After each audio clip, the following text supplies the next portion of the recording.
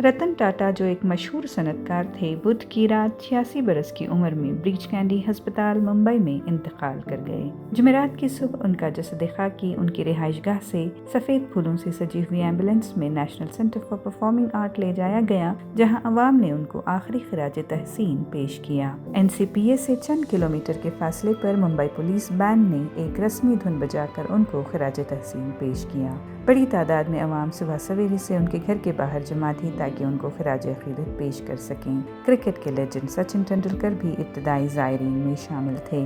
Tata group को एक आलमी सतह तक पहुंचाने वाले रतन टाटा को सरकारी एजाज़ के साथ दफन किया जाएगा। चीफ मिनिस्टर एकनाथ शिंदे, नायब वज़ीर आला देवेंद्र फडणवीस, सनतकार मुकेश अंबानी और दीगर अहम शख्सियात टाटा की वफ़ात की खबर सुनकर फ़ौरन अस्पताल पहुंच गए।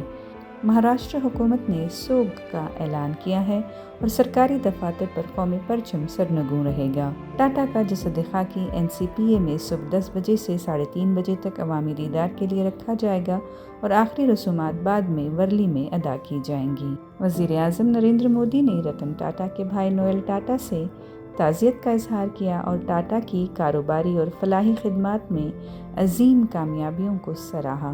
मोदी ने अपने पैगामात में टाटा को एक दूरअंदेश रहनुमा और मेहरबान शख्सियत करार दिया, जो तालीम, सेहत, सफाई और जानवरों की फलाह बहबूद के शोबों में नुमायां किरदार अदा करते रहे।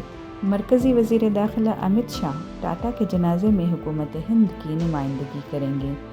राहुल गांधी ने टाटा की दूरअंदेश क़ियादत को सराहते हुए लिखा है कि रतन टाटा एक बसीरतमंद शख्सियत थे।